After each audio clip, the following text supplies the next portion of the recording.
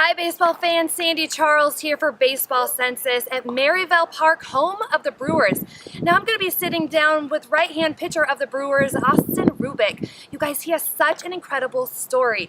He started at University of Arizona, he struggled, rebounded to Ventura College, and now he's here playing for the Brewers. But I want to hear his story in his words. So let's go check in with them. Austin, AZL, how has that transition been to pro ball? It's felt really normal. It's everything that I felt for and more. I told Bobby last year that I wanted to be here yesterday, and it's turned out more than anything I could hope for. Now let's talk a little bit about, you have such an interesting story. We will get to that, but let's talk first the draft day when the Brewers drafted you. What was that like? It was cool because the area scout for where I'm from, he was my area coach. So he gave me a call and goes, "I've been wanting to call you for a long time. It's cool that I finally get to have you part of my organization." And it was unbelievable because me and Dan, his name's Dan Houston, he's one of the nicest coaches I've ever had, and it was really cool to have him call me and tell me that I get to be with him and part of this family. What's it been like so far being a Brewer? It's been amazing. There's no complaints. If anything, I was a little shocked as to how much I loved it. As much as you can say it's been my dream since I was a kid to play pro ball. Still got every single different aspect of each organization, and I fit perfectly into the mold that we have here at Brewers, and I love it here.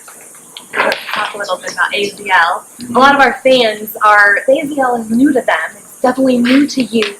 What's it like playing in AZL?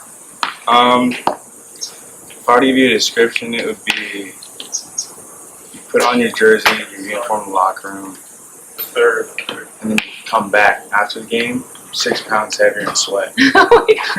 So it's really cold. I mean, I love it out here. It's really nice. It's loose. Everyone's working on something different. Everyone's proving. It's kind of like a trial to see who you are. And I mean, the conditions it's hot, but I love being out here every single day. And the AZL kind of is just a testament to its own strengths, as it shows everyone's true talents before they go on and do their whole full seasons. Now, speaking of what everybody is working on, your repertoire has gotten massively better since just being in pro ball. What do you attribute that to? I think it's me not having to struggle in the classroom anymore, but mostly I think it's towards the end of my junior college season at Ventura, I just decided to just start throwing. And once this kind of became a job for me, I got to realize that this is what I do. And once that happened, it kind of just clicked as to me just throwing and just doing me. And it's kind of like a representation of who I am rather than going out and doing something hard. It's just me doing what I've been always doing for my whole life.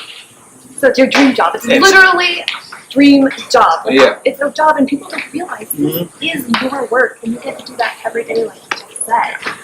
So let's talk about where you came from and how this all came full circle to where you are now. Let's talk a little. So you were drafted first by the Indians, but you chose University of Arizona to be a Wildcat.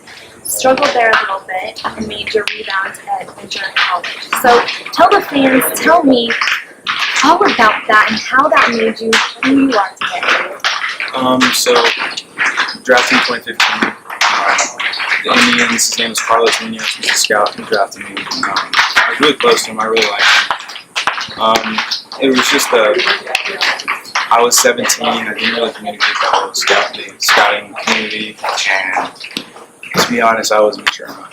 I know that I couldn't last. I see 17-year-olds in here that I'm like, okay, I get it.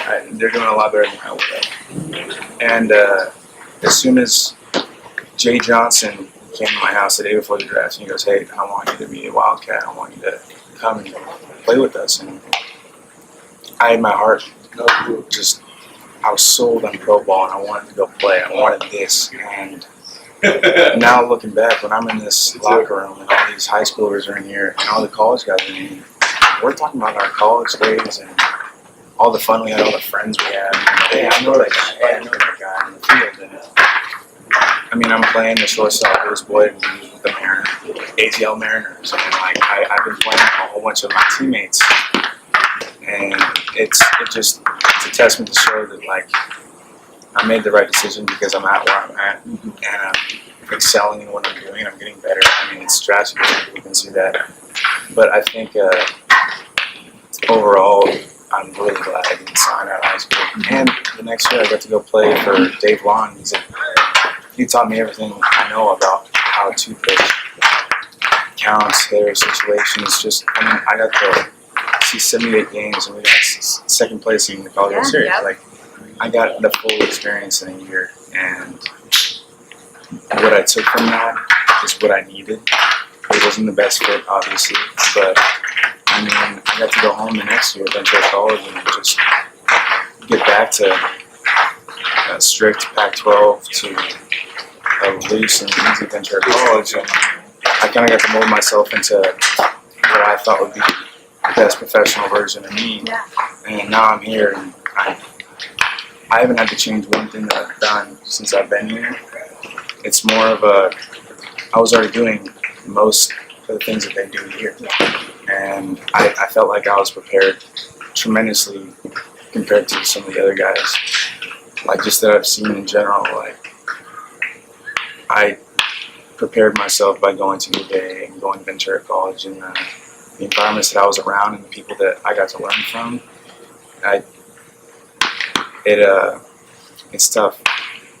Would you say that your maturity on and off the field, you wouldn't really replace, or you wouldn't do it any different because you grew up so much, not only on the field, but off the field as well, going through all of that? Yeah, no, I definitely, I think that getting told by Jay Johnson the day after we lose the World Series, hey, I don't think this is the best place for you, that's going to be hard either way, but it was the best thing that's ever happened to me.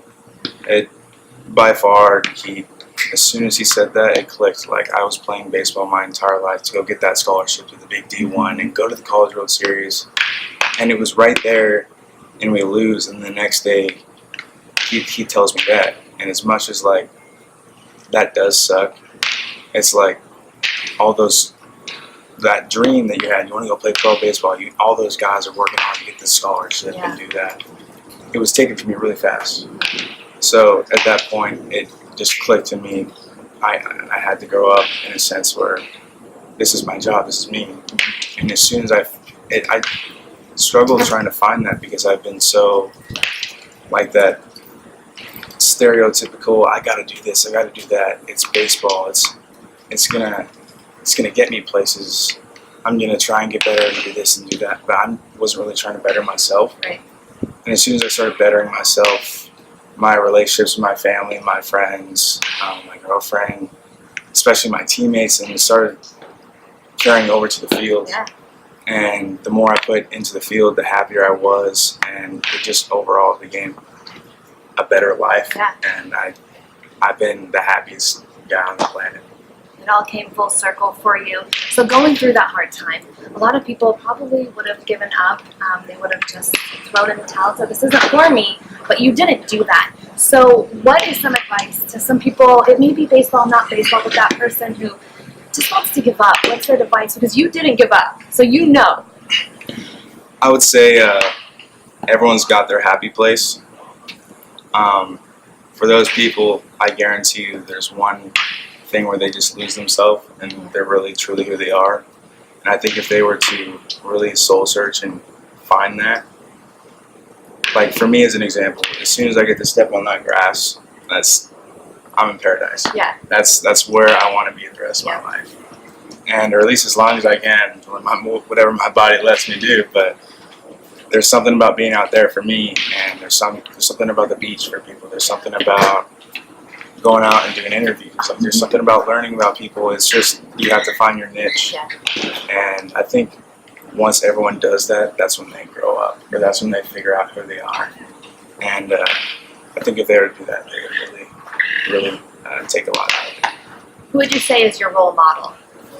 My role model. I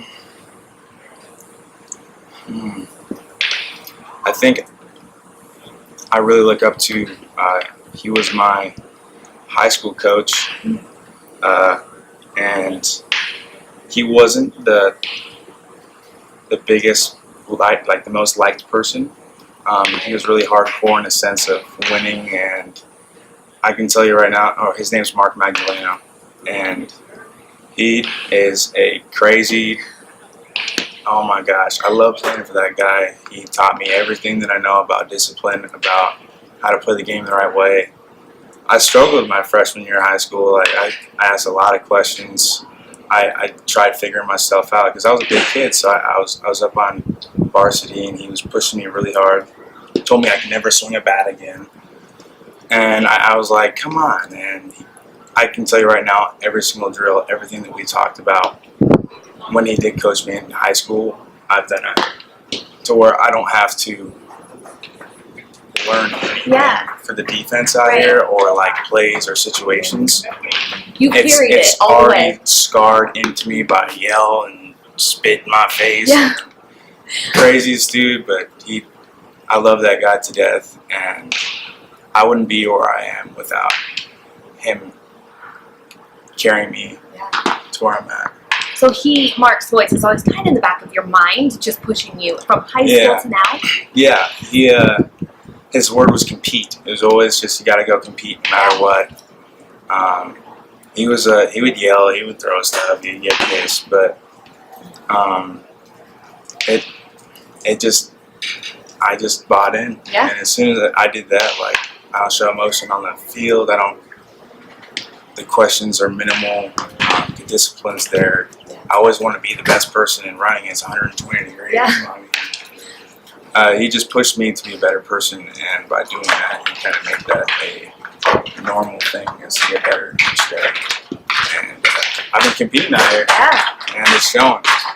So let's talk a little bit about your time at Ventura College. What were you able to take from there? It wasn't as much take from there. It was kind of find deeper into who I was. And when I was gone, like when I was released from Arizona, it was like a new revelation in the sense of, all right, I got to go find my high school self. I got drafted. I mean, I was doing my thing, and I struggled this year. And yes, it was the maturity in a sense, but I knew that I needed to get back to who I was and just stick to it and just do me. And I bought into that. And as soon as I got there, I told Jimmy Walker, I was like, Jimmy, I got to play at University of Hawaii this year. It was our last series before playoffs, and I loved it there. And he's like, all right, we're going to get you a scholarship there. And I was like, hell yeah, we're getting a scholarship there. Yeah, I was beyond excited just to pitch, to be able to have that opportunity. And I just worked on becoming more of who I was and having more of a realization as to who I was on the field and off the field. And when I did that, everything just started clicking. I just started throwing. I only had 11 innings at U of A. And each fall outing, I'd be getting better and better and better. And I would work on things that I did in high school, or things that I saw a guy like Nathan Bannister doing at University of Arizona. And he was a role model to me as well.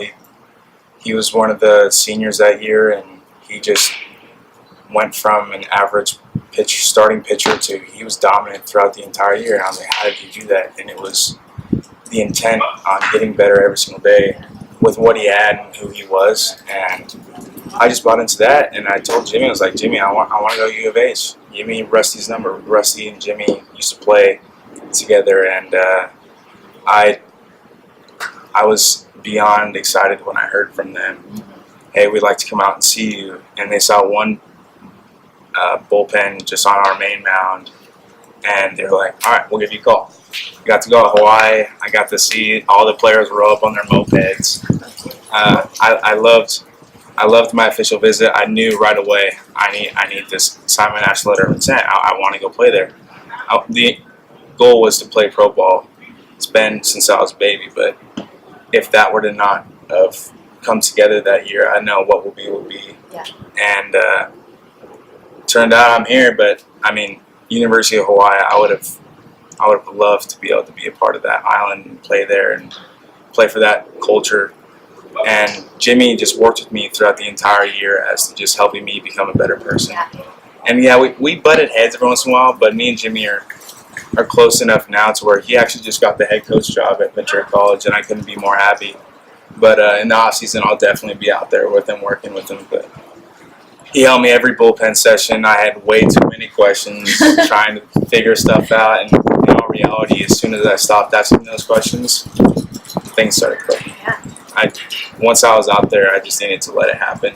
That's why I struggled. I was fighting myself a lot when I was pitching. There was some timidness. There was some I wasn't really confident in what I was doing each movement instead of just going and just doing me.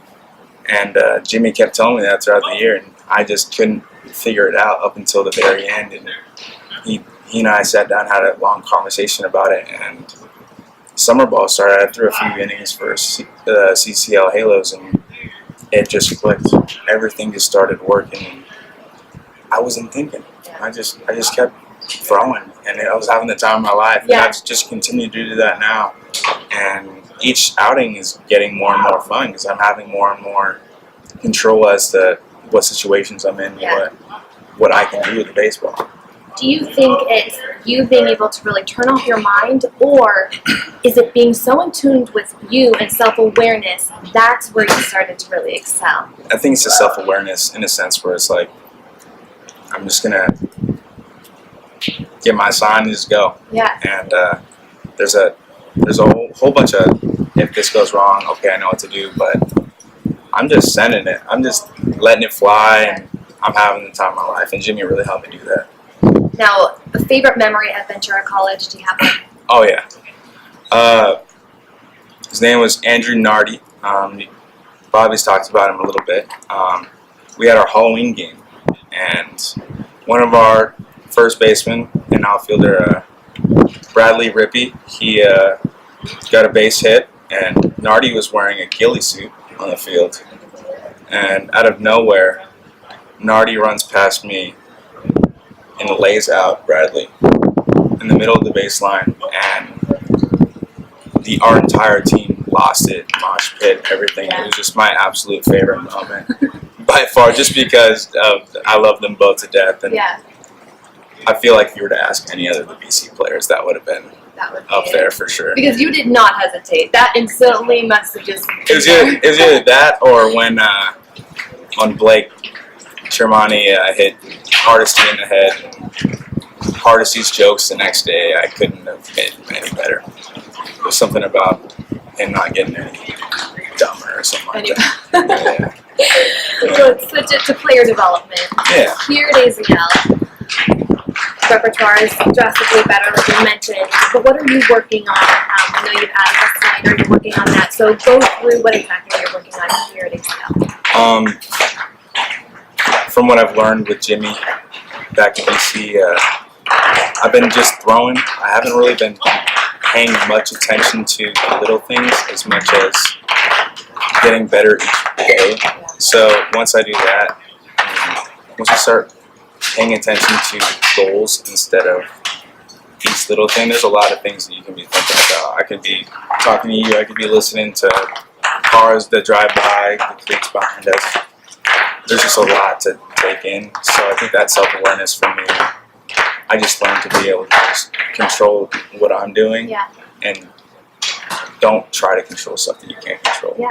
Because my girlfriend's dad actually told me right before I left, he said, what will be, will be.